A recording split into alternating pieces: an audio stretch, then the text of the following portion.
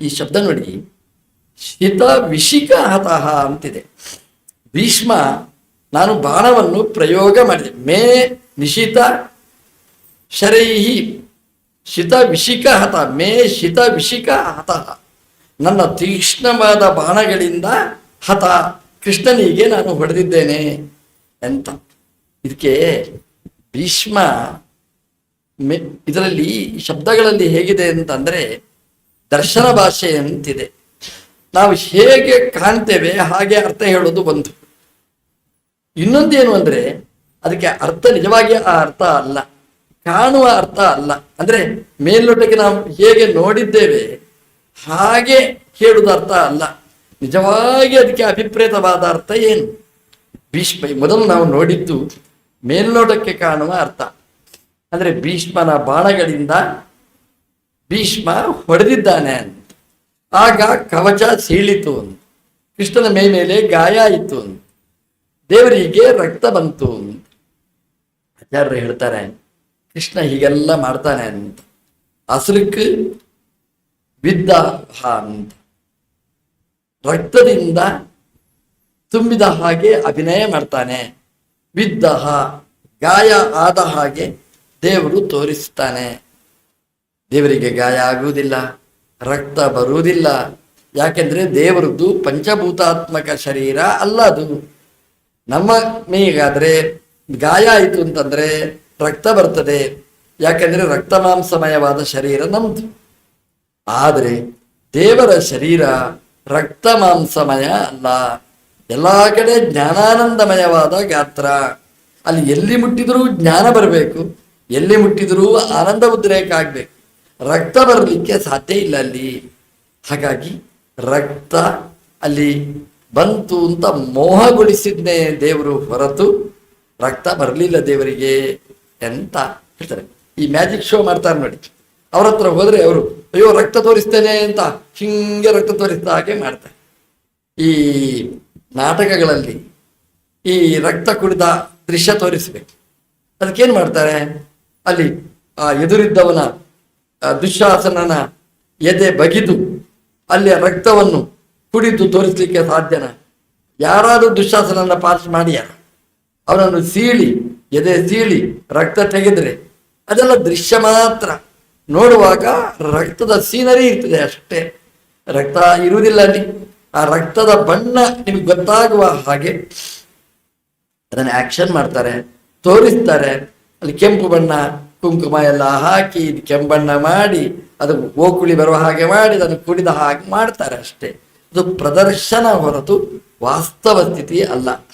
ಆಚಾರ್ಯರು ಹೇಳ್ತಾರೆ ವ್ಯಾಖ್ಯಾನ ಬರೀತಾ ಈ ಶ್ಲೋಕಕ್ಕೆ, ಇದೆಲ್ಲ ಕಾಣುವ ದೃಶ್ಯಗಳಷ್ಟೇ ಹೊರತು ಕೃಷ್ಣನಿಗೆ ಗಾಯನೂ ಆಗಲಿಲ್ಲ, ನೆತ್ತರೂ ಬರಲಿಲ್ಲ ಅಂತ ಆಚಾರ್ಯರು ಇದಕ್ಕೆ ಪ್ರಮಾಣವನ್ನು ಉದಾಹರಿಸಿ ವ್ಯಾಖ್ಯಾನ ಮಾಡಿದ್ದಾರೆ. ನಾವು ಇದಕ್ಕೆ ಹೀಗೆ ವ್ಯಾಖ್ಯಾನ ಮಾಡಬಹುದು. ಹೇಗೆ ಅಂತಂದ್ರೆ ನಿಜವಾಗಿ ಇದಕ್ಕೆ ಏನು ಅರ್ಥ? ಇದಕ್ಕೆ ಅಂದ್ರೆ ಶಿತ ವಿಷಿಕ ಹತಃ, ಕೃಷ್ಣನಿಗೆ ಬಾಣದಿಂದ ಹೊಡೆದ ಬಿತ್ತ, ಇದು ಪ್ರಶ್ನೆ ಇಲ್ಲ ಅಂತ ಹೇಳ್ತದೆ ಈ ಭಾಗವತ ಶ್ಲೋಕ. ದೇವರ ಕವಚ ಸೀಳಿತ ಇಲ್ಲ ಅಂತ ಹೇಳ್ತಾರೆ. ಯಾಕೆಂತಂದ್ರೆ ಕವಚ ಸೀಳಿತು ಅಂತ ವ್ಯಾಖ್ಯಾನ ಮಾಡಿದರೆ ಹಿಂದೆ ಮಾಡಿದ ವ್ಯಾಖ್ಯಾನ ತಪ್ಪಾಗಿ ಬಿಡ್ತದೆ. ಅಲ್ಲಿ ಏನ್ ಹೇಳಿದ್ದಾರೆ ಅಂತಂದ್ರೆ ವಿಲಸತ್ ಕವಚೆ ಅಸ್ತು ಕೃಷ್ಣ ಆತ್ಮ ಅಂತ, ವಿಲಸತ್ ಕವಚ ಅಂತ ಅಲ್ಲಿ ಹೇಳಿದ್ದಾರೆ. ಇಲ್ಲಿ ಹೇಳ್ತಾರೆ ಕವಚ ಸೀಳಿದೆ ಅಂತ. ಭೀಷ್ಮರ ಮಾತಿನಲ್ಲೇ ಕಾಂಟ್ರವರ್ಸಿ ಇದೆ ಅಂತ ಆಯ್ತು.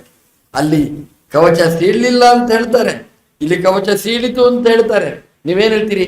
ಅಯ್ಯೋ ಮುದುಕ ತಲೆ ಕೆಟ್ಟು ಹೋಗಿದೆ ಅಂತ ಹೇಳ್ತೀರಾ ಇಲ್ವಾ ನೀವು? ಹಾಗೆ ಹೇಳಿಲ್ಲ. ಮುದುಕನ ಜ್ಞಾನ ಚೆನ್ನಾಗಿದೆ, ಜ್ಞಾನ ವೃದ್ಧ ಭೀಷ್ಮ. ಅವನಿಗೆ ವಯಸ್ಸಾಗಿದ್ರು ದೇಹಕ್ಕೆ, ಬುದ್ಧಿಗೆ ಪಕ್ವತೆ ಇದೆ, ಬುದ್ಧಿ ಅರಳು ಮರಳು ಇಲ್ಲ ಅಲ್ಲಿ. ಮತ್ತೇನು ಹಾಗಾದ್ರೆ ರಕ್ತ ಕವಚ ಸೀಳಿತ ರಕ್ತ ಬಂತ ಅಂತಂದ್ರೆ ಇಲ್ಲ ಅಂತ ಹೇಳ್ತಾರೆ. ಅದು ವಿಶೀರ್ಣದಂಶ ಶಿತ ವಿಷಿಕ ಹತಃ. ದೇವರ ದೇಹ ಎಂಬುದು ಅದು ಬಂಡೆಕಲ್ಲಿನ ಹಾಗೆನೆ, ವಾಯುದೇವರ ದೇಹಕ್ಕೇನೇ ಏನೂ ಆಗುವುದಿಲ್ಲ. ವಾಯುದೇವರನ್ನು ಸೃಷ್ಟಿ ಮಾಡಿದ ಭಗವಂತನ ದೇಹಕ್ಕೆ ಛೇದ ಭೇದ ವೇದ ಯಾವುದೂ ಆಗ್ಲಿಕ್ಕೆ ಸಾಧ್ಯ ಇಲ್ಲ. ಬಾಣ ತಾಗಿದ್ರೆ ದೇವರಿಗೇನೂ ಆಗುವುದಿಲ್ಲ. ಬಾಣನೇ ತುದಿ ಮುರಿದು ಅದರ ಕೆಳಗೆ ಬೀಳ್ತದೆ. ಅದನ್ನು ಹೇಳ್ತಾರೆ ಶಿತ ವಿಶಿಕ ಹತ. ವಿಶಿಕ ಅಂದ್ರೆ ಬಾಣ, ಶಿತ ಅಂದ್ರೆ ಹರಿತವಾದ್ದು. ಹರಿತವಾದ ಬಾಣ ಭೀಷ್ಮನ ಮೇಲೆ ಪ್ರಯೋಗ ಮಾಡಿದರೆ ಅದೇ ಆ ಬಾಣವೇ ತುಂಡಾಗಿ ಬಿತ್ತು ಹೊರತು ಕೃಷ್ಣನಿಗೇನೂ ಆಗ್ಲಿಲ್ಲ. ಶಿತಾಹ ವಿಶಿಕಾಹ ಹತಾಹ ಏನ.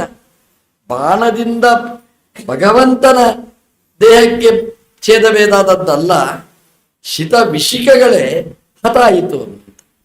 ನೋಡಿ, ನಮ್ದು ಪೆಟ್ಟು ಒಬ್ಬ ವ್ಯಕ್ತಿಗೆ ಹೊಡೆದ್ರೆ ನೋವಾಗುತ್ತೆ. ನೀವು ಗೋಡೆಗೆ ಹೊಡೆದ್ರೆ ನಮ್ಮ ಕೋಲೇ ತುಂಡಾಗ್ತದೆ. ಕೋಲಿನಿಂದ ಹೊಡಿತೇವೆ. ಕೋಲಿನಿಂದ ಹೊಡೆದದ್ದು ಒಂದು ಕಂಬಕ್ಕೆ, ಕಲ್ಲಿನ ಕಂಬಕ್ಕೆ ಹೊಡೆದರೆ ಕೋಲು ತುಂಡಾಗುತ್ತೆ ಹೊರತು ಕೋಲಿನಿಂದ ಕಂಬಕ್ಕೇನು ಪೆಟ್ಟಾಗುವುದಿಲ್ಲ. ನಮ್ಮ ದೇವರು ಒಂದು ಗುಂಡು ಕಲ್ಲಿನ ಹಾಗೆ, ಹಾಗಾಗಿ ಯಾವ ಪೆಟ್ಟೂ ತಾಗುವುದಿಲ್ಲ. ಚಾಣೂರ ಮುಷ್ಟಿಕರಂತಹ ಮಹಾಮಲ್ಲರ ಜೊತೆಗೆ 7-8 ವರ್ಷದ ಪುಟಾಣಿ ಕೂಸು ಯುದ್ಧ ಮಾಡಿತ್ತು. ಆಗ ಚಾಣೂರ ಮುಷ್ಟಿಕ ಹತನಾದನೆ ಹೊರತು ದೇವರಿಗೇನೂ ಆಗಲಿಲ್ಲ. ಅದು 7 ವರ್ಷ, ಈಗ 70 ವರ್ಷ ನಮ್ಮ ದೇವರಿಗೆ.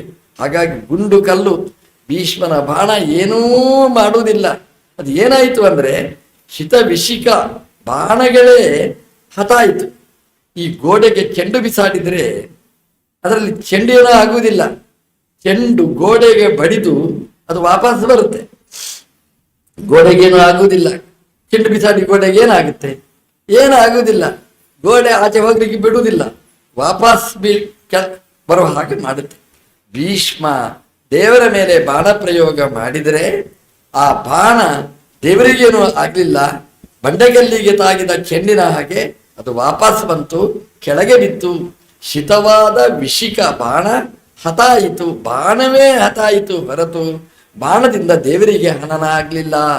ಶಿತವಾದ ವಿಶಿಕವನ್ನು ಕೊಂದ ಶಕ್ತಿ ಅದು ಭಗವಂತನದ್ದು. ಬಾಣ ಎಲ್ಲ ವ್ಯರ್ಥ ಆಯ್ತಂತೆ, ಬಾಣ ಏನೂ ಕೆಲಸ ಮಾಡಲಿಲ್ಲ ಅಂತೆ. ಇದು ಭೀಷ್ಮ ಹೇಳೋದು. ನನ್ನ ಬಾಣ ತುಂಡಾಗಿ ಕೆಳಗೆ ಬಿತ್ತೆ ಹೊರತು ಕೃಷ್ಣ ನಿನ್ನ ಮೇಲೇನೂ ಆಗ್ಲಿಲ್ಲ. ಶಿತ ವಿಶಿಕ ಹತ. ಹಾಗಾದ್ರೆ ಕವಚ ಸೀಳಿಲ್ಲ ಅಂತ ಹೇಳ್ತಾರೆ. ಆ ಸಂಸ್ಕೃತ ಭಾಷೆಯ ಸೊಬಗು ಆಗಿದೆ. ಶಿತ ವಿಶಿಕ ಹತೋ ವಿಶೀರ್ಣ ದಂಶಃ ಅಂತಿದೆ. ಅದಕ್ಕೊಂದು ಅಕಾರ ಹಾಕ್ಲಿಕ್ಕೆ ಆಗ್ತದೆ. ಹಾಕಿದರೆ ಅದು ಅಶೀರ್ಣ ದಂಶಃ. ಕವಚ ಸೀಳಲಿಲ್ಲ, ಕವಚವನ್ನು ಸೀಳ್ ಮಾಡಿ. ಯಾಕಂದ್ರೆ ಬಾಣನೇ ವಾಪಸ್ ಬಂತು, ಕವಚ ಅದು ತುಂಡಾಗ್ಲೇ ಇಲ್ಲ. ಮತ್ತೆ ಕ್ಷತಜ ಪರಿಪ್ಲುತ, ರಕ್ತ ಎಲ್ಲ ತುಂಬಿ ತುಳುಕಿತು ಅಂತ ಹೇಳ್ತಾರೆ. ಅದು ಏನು ಗೊತ್ತಾ? ಕ್ಷತಜ ಪರಿಪ್ಲುತ ಅಂತಂದ್ರೆ ಭೀಷ್ಮ ಎಲ್ಲರ ಜೊತೆಗೂ ಮಾಡ್ತಾನೆ, ಹೊಡಿತಾನೆ, ಎಲ್ಲಾ ಕಡೆ ಹೊಡಿತಾನೆ. ಎಲ್ಲಾ ಕಡೆ ಹೊಡೆಯುವಾಗ ಅಕ್ಕಪಕ್ಕದವರ ಮೇಲೂ ಹೊಡೆದಿದ್ದಾನೆ. ಆ ಅಕ್ಕಪಕ್ಕದವರ ಮೇಲೆ ಹೊಡೆದಾಗ ಅದು ಏನಾಯ್ತು ಅಂದ್ರೆ ಕೃಷ್ಣನ ಮೇಲೆ ಗಾಯ ಆದದ್ದಲ್ಲ. ಯಾಕಂದ್ರೆ ಕೃಷ್ಣನ ಕವಚನೂ ಸೀಳಲಿಲ್ಲ, ವಿರಸತ್ ಕವಚ. ಅಶೀರ್ಣದ ಅಂಶ ಅದು, ಕವಚವನ್ನು ತುಂಡು ಮಾಡ್ಲಿಕ್ಕೆ ಆಗ್ಲಿಲ್ಲ. ಹಾಗಾಗಿ ಅಲ್ಲಿ ಕೃಷ್ಣನ ಮೇಲೆ ಗಾಯ ಆಗ್ಲಿಕ್ಕೆ ಸಾಧ್ಯ ಇಲ್ಲ, ನೆತ್ತರೂ ಇಲ್ಲ. ಯಾಕೆಂತಂದ್ರೆ ಅದು ಭೌತಿಕ ಪ್ರಾಕೃತ ದೇಹ ಕೃಷ್ಣನದ್ದಲ್ಲ. ಹಾಗಾದ್ರೆ ಕ್ಷತದ ಪರಿಪೂರ್ಣ ಹೇಗಾದ? ಅದಾ ಕೃಷ್ಣನ ಮೇಲಿನ ಗಾಯ ಅಲ್ಲ, ಅಕ್ಕಪಕ್ಕದವರ ಮೇಲೆ ಗಾಯ ಆಯ್ತು. ಗಾಯ ಆದಾಗ ರಕ್ತ ಬಂತು. ಆ ರಕ್ತ ಎಲ್ಲಿ ಚಿಮ್ಮಬೇಕು? ಕೃಷ್ಣನ ಮೇಲೆ ಹರಿದು ಬಂತು. ಆದರೆ ಕೃಷ್ಣನ ಮೇಯ ಗಾಯ ಆದ ರಕ್ತ ಅಲ್ಲ, ಎಲ್ಲ ಗಾಯಾಳುಗಳ ಗಾಯದಿಂದ ರಕ್ತ ಅದು ಕೃಷ್ಣನ ಮೇಲೆ ಹರಿದು ಬಂತು. ಕೃಷ್ಣನನ್ನು ನೋಡಿದ್ರೆ ರಕ್ತಮಯ. ಎಲ್ಲಿದ್ದು ರಕ್ತ? ಅದು ಕೃಷ್ಣನ ಮೇಲಿನ ಗಾಯ ಅಲ್ಲ, ಅದು ಅಕ್ಕಪಕ್ಕದವರ ಗಾಯದ ರಕ್ತ, ಅದು ಕೃಷ್ಣನ ಮೇಲೆ ಬಿತ್ತು ಅಂತ ಭೀಷ್ಮ ಹೇಳುದು ಇದನ್ನು. ಆದ್ರೆ ಇದು ಏನಾಯ್ತು ಅಂದ್ರೆ ಇದಕ್ಕೆ ಕಾರಣ ಭೀಷ್ಮ ಅದ ಅಲ್ವಾ? ಇನ್ನೊಬ್ಬರ ರಕ್ತ ನಮ್ಮ ಮೇಲೆ ಬಿದ್ದರೆ ಅದು ಹೊಲಸಲ್ವಾ? ಆದರೂ ಕೃಷ್ಣ ಅದನ್ನು ಏನೂ ತಲೆಗೆ ಹಚ್ಚಿಕೊಳ್ಳಿಲ್ಲ. ಅದನ್ನು ಪ್ರೀತಿಯಿಂದ ನನ್ನ ಕಡೆಗೆ ಸಾಗಿ ಬಂದ ಕೃಷ್ಣ, ಅವನ ಮೇಲೆ ಮನಸ್ಸು ನಿಲ್ಲಿ ಅಂತ. ಅಂದ್ರೆ ಏನು ಗೊತ್ತಾ? ಈ ರಕ್ತ ಇದು ಹೊಲಸು ಪದಾರ್ಥ. ಈಗ ನಾವು ಮಾತಾಡ್ತೇವೆ, ಮಾತಾಡುವಾಗ ಬಾಯಿಯ ನೀರು ನಿಮ್ಮ ಮೈ ಮೇಲೆ ಬಿದ್ದರೆ ನೀವು ಸುಮ್ಮನೆ ಇರ್ತೀರಾ? ಎಂತದ್ರಿ, ಸ್ವಲ್ಪ ದೂರ ಇರಿ. ಬಾಯಿಗೆ ಕೈ ಹಿಡಿದು ಮಾತಾಡಿ ಹೇಳ್ತೀರಾ ಇಲ್ವಾ? ರೀ ಇಲ್ರಿ, ಉಗುಳಿದ್ರು ಇನ್ನಷ್ಟು ಉಗುಳಿ, ಅದು ಅಪೋಹಿಷ್ಟ, ಅದನ್ನು ಯಾರು ನಾವು ಹೇಳೋದಿಲ್ಲ. ನಾವು ಅದು ಹೊಲಸದು. ಬಾಯಿಯ ನೀರು ಬಿದ್ದರೆ ಹೊಲಸು.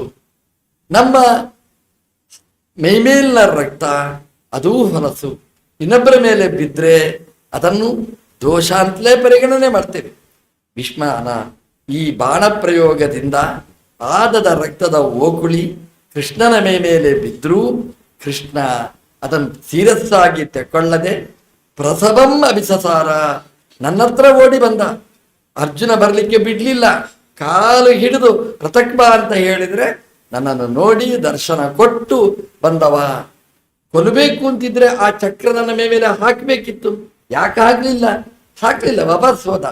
ಇದು ಕೃಷ್ಣನ ವಾತ್ಸಲ್ಯ ನನ್ನ ಮೇಲೆ ಅಂತ ಹೇಳ್ತಾ, ಶತಜ ಪರಿಪ್ಲುತ ಆತತಾಯಿನೋಮೆ ಪ್ರಸವಂ ಅಭಿಸಸಾರ ಮಧ್ವದಾರ್ಥಂ, ನನ್ನನ್ನು ಕೊಲ್ಲುವುದಕ್ಕೋಸ್ಕರ ನನ್ನ ಕಡೆಗೆ ಬಂದ ಕೃಷ್ಣ ಕೊಲ್ಲಿಲ್ಲ, ಕೊಲ್ಲದೆ ನನ್ನನ್ನು ರಕ್ಷಣೆ ಮಾಡಿದಿ. ಹಾಗಾಗಿ ನನ್ನ ಸಭವತು ಭಗವಾನ್ ಮೇ ಮುದೇ ಅಂತ ಹೇಳ್ತಾನೆ. ಮುಕುಂದ, ನನ್ನ ಆನಂದಕ್ಕೆ ಈ ಮುಕುಂದ ಕಾರಣನಾಗ್ಲಿ. ಮುಕುಂದ ಅಂದ್ರೆ ನಿನ್ನೆ ಹೇಳಿದ ಹಾಗೆ ಮೋಕ್ಷಪ್ರದನಾದ ಕೃಷ್ಣ ನನಗೆ ಮೋಕ್ಷದ ಆನಂದವನ್ನು ಕರುಣಿಸಲಿ ಅಂತ ಭೀಷ್ಮ ಕೃಷ್ಣನ ಹತ್ರ ಪ್ರಾರ್ಥನೆ ಮಾಡಿದ ಶ್ಲೋಕ ಇದು.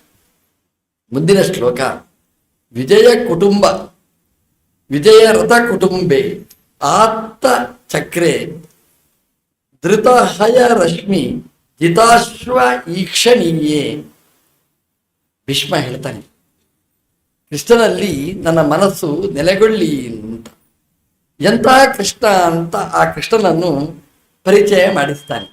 ಪರಿಚಯ ಮಾಡ್ತಾ ಅವನು ಹೇಳ್ತಾನೆ, ಭಗವತಿ ಮೇ ರತಿ ಮುಮೂರ್ಷೋಹೋ ಯಂ ನಿರೀಕ್ಷ ಇಹ ಗತಾಹ ಸ್ವರೂಪಂ ಹತಾಹ ಗತಾಹ ಸ್ವರೂಪಂ ಅಂತ ಭೀಷ್ಮ ಹೇಳ್ತಾನೆ. ಏನ್ ಹೇಳ್ತಾನೆ? ಕೃಷ್ಣನನ್ನು ವರ್ಣನೆ ಮಾಡ್ತಾನೆ. ಎಂತಹ ಕೃಷ್ಣ ನೀನು, ವಿಜಯ ಕುಟುಂಬ ರಥಃ. ಕೃಷ್ಣ ಅರ್ಜುನನ ಸಾರಥ್ಯ ಮಾಡುವವ ನೀನು. ವಿಜಯ ರಥ ಕುಟುಂಬ, ವಿಜಯ ಅಂದ್ರೆ ಅರ್ಜುನ, ಅವನ ರಥ ಅದೇ ನಿನಗೆ ಕುಟುಂಬ ಅಂತ. ವಿಜಯ ರಥ ಕುಟುಂಬ ಅಂತ ಕೃಷ್ಣನನ್ನು ಸ್ತೋತ್ರ ಮಾಡ್ತಾನೆ. ದೇವರು ದೊಡ್ಡ ಕುಟುಂಬದವ, ಅವನ ಕುಟುಂಬ ಯಾರಿಗೂ ಇಲ್ಲ. ನಾವು ಹೇಳ್ತೇವೆ ದೇವಸ್ಥಾನಕ್ಕೆ ಬನ್ನಿ, ಏನ್ರಿ ನಮ್ಮ ಕುಟುಂಬ ದೊಡ್ಡದ್ರಿ, ಅದು ಬಿಟ್ಟು ಬರ್ಲಿಕ್ಕೆ ಆಗೋಲ್ಲ.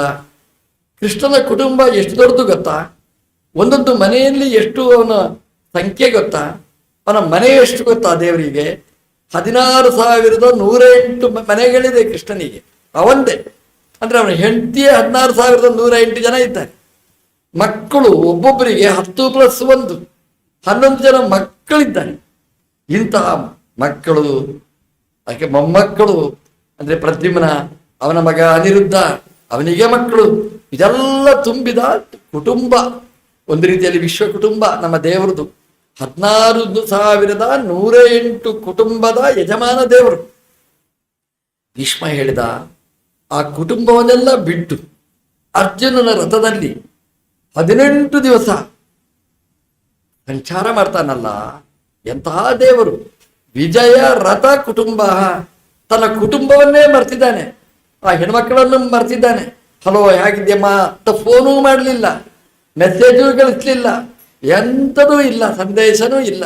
ಇವತ್ತು ಕೃಷ್ಣನ ಕುಟುಂಬ ಯಾರು ಅಂತಂದ್ರೆ ವಿಜಯನ ರಥ, ಅರ್ಜುನನ ರಥ. ಅರ್ಜುನ ರಥವೇ ನಮ್ಮ ದೇವರಿಗೆ ಕುಟುಂಬವಾಗಿ ಬಿಟ್ಟಿದೆ. ಅರ್ಜುನನಿಗೆ ವಿಜಯ ಅಂತ ಹೆಸರು. ಯಾಕೆಂತಂದ್ರೆ ಅರ್ಜುನನಿಗೆ ಪರಾಜಯ ಎಂಬುದು ಇಲ್ಲ, ಅರ್ಜುನನಿಗೆ ವಿಜಯನೇ. ಎಲ್ಲಿ ಹೋದ್ರೂ ಅರ್ಜುನನಿಗೆ ಸೋಲು ಅಂತಿಲ್ಲ. ಅದಕ್ಕೆ ಪಾರ್ಥಯೇವ ಧನುರ್ಧರ ಅಂತ ಕರೀತಾರೆ. ಧನುರ್ಧಾರಿ ಅಂದ್ರೆ ಅರ್ಜುನ. ಯಾಕೆ ಧನುಸ್ಸು ಹಿಡಿದು ಅವನು ಯುದ್ಧಕ್ಕೆ ಬಂದ್ರೆ ಅರ್ಜುನನಿಗೆ ಜಯ, ಅರ್ಜುನನಿಗೆ ಸೋಲಿಲ್ಲ. ಅರ್ಜುನನ ಮಗ ಅಭಿಮನ್ಯು ಸಾಯಿಲಿ, ಆದ್ರೆ ಅರ್ಜುನನಿಗೆ ಪರಾಜಯ ಇಲ್ಲ. ಯುದ್ಧದಲ್ಲಿ ಹೋಗಿ ಅರ್ಜುನ ಸರೆಂಡರ್ ಆದ ಅಂತ ಇಲ್ಲ. ಯಾಕೆ ಅಂತಂದ್ರೆ ವಿಜಯರಥ ಕುಟುಂಬ. ಅರ್ಜುನ ಅವನು ವಿಜಯೀ ಅಂತ ಆದದ್ದು ಅವನ ರಥದಲ್ಲಿ ತಮ್ಮ ದೇವರು ಕುಟುಂಬ ಮಾಡಿದ್ದರಿಂದ, ಕುಟುಂಬದ ವಾತ್ಸಲ್ಯ ತೋರಿಸಿದ್ದರಿಂದ ಅರ್ಜುನ ವಿಜಯ.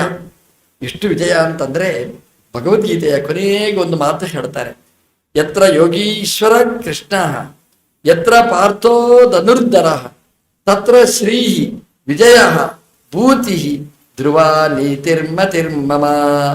ಎಲ್ಲಿ ನಮ್ಮ ದೇವರು ಕೃಷ್ಣ ಇದ್ದಾನೆ, ಯತ್ರ ಯೋಗೀಶ್ವರ ಕೃಷ್ಣ, ಉಪಾಯವನ್ನು ಬಲ್ಲ ನಮ್ಮ ದೇವರು ಎಲ್ಲಿ ಇರ್ತಾನೆ, ಯತ್ರ ಪಾರ್ಥೋ ಧನುರ್ಧರ, ಧನುರ್ಧಾರಿಯಾದ ಅರ್ಜುನ ಇರ್ತಾನೆ, ಅಲ್ಲಿ ಶ್ರೀ ಇದೆ, ವಿಜಯ ಇದೆ, ಭೂತಿ ಸಂಪತ್ತುಗಳಿವೆ, ಎಲ್ಲ ನ್ಯಾಯಗಳಿರ್ತವೆ, ಅನ್ಯಾಯ ಇರುವುದಿಲ್ಲ, ವಿಜಯ ಅಲ್ಲಿದೆ ಅಂತ ಹೇಳ್ತಾರೆ.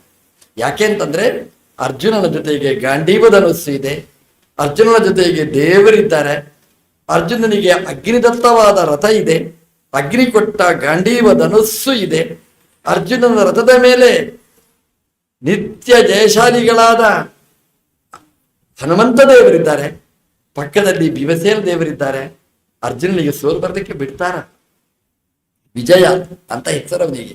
ಯಾಕೆ ಅಂತಂದ್ರೆ ಜಯರೂಪನಾದಂತಹ ಹನುಮಂತ ದೇವರು ಅವನ ರಥದಲ್ಲಿ ಕೂತಿದ್ದಾರೆ. ಹಾಗಾಗಿ ಪರಾಜಯದ ಪ್ರಶ್ನೆನೇ ಇಲ್ಲ. ಹನುಮಂತ ದೇವರು ಇದ್ದ ಪಕ್ಷ, ಭೀಮಸೇನ ದೇವರಿದ್ದ ಪಕ್ಷ ಎಲ್ಲಿಯಾದರೂ ಸೋಲನ್ನು ಕಂಡದ್ದುಂಟ. ಹಾಗಾಗಿ ವಿಜಯ ಅಂತ ಅರ್ಜುನನಿಗೆ ಹೆಸರು. ಅವನ ರಥ ಅದಕ್ಕೂ ಸೋಲಿಲ್ಲ. ದೇವರು ಇರುವಷ್ಟು ಕಾಲ ಆ ರಥಕ್ಕೆ ಏನೇ ಅಸ್ತ್ರ, ಅಗ್ನಿ ಅಸ್ತ್ರ ಪ್ರಯೋಗ ಮಾಡಿ ಏನು ಸುಡುವುದೇ ಇಲ್ಲ. ಯಾಕೆಂದ್ರೆ ಆ ಅಗ್ನಿಯನ್ನು ಗೆಲ್ಲುವ ದೇವರಿದ್ದಾನೆ, ಅಲ್ಲಿ ಹನುಮಂತ ದೇವರಿದ್ದಾನೆ. ವಿಜಯ ರಥ ಅದರ ಕುಟುಂಬ, ಅದೇ ಕುಟುಂಬ ನಮ್ಮ ದೇವರಿಗೆ. ದೇವರ ಹತ್ರ ಕೇಳಿದ್ರಂತೆ ಮೀಡಿಯಾದವರು, ಕೃಷ್ಣ ನೀನು ಯಾಕಪ್ಪ ನೀನು ಅಷ್ಟು ದಿವಸ ಮನೆ ಬಿಟ್ಟಿದ್ದೀನಿ? ದೇವರು ಹೇಳಿದ, ನನ್ನ ಕುಟುಂಬ ದ್ವಾರಕೆಯಲ್ಲಿಲ್ಲ, ನನ್ನ ಕುಟುಂಬ ಕುರುಕ್ಷೇತ್ರದಲ್ಲಿದೆ, ಅರ್ಜುನನ ಹತ್ರ ಇದೆ ಅಂತ ಹೇಳ್ತಾರೆ. ದೇವರಿಗೆ ಅಷ್ಟು ಪ್ರೀತಿ. ಅರ್ಜುನನ ರಥವನ್ನೇ ಕುಟುಂಬವನ್ನಾಗಿ ಮಾಡಿದವನು ಕೃಷ್ಣ. ವಿಜಯ ರಥ ಕುಟುಂಬೆ. ಕೃಷ್ಣನಿಗೆ ಹೇಳ್ತಾನೆ, ನಿನಗೆ ಕುಟುಂಬ ವಿಜಯದ ರಥ ಆಯ್ತಲ್ಲ ಸ್ವಾಮಿ ಅಂತ. ಆ 18 ದಿನದ ಮಧ್ಯೆ 10 ದಿನದ ತನ್ನ ಅನುಭವವನ್ನು ಕೃಷ್ಣನ ಮಧ್ಯೆ ಹಂಚಿಕೊಂಡಿದ್ದಾರೆ ಭೀಷ್ಮರು.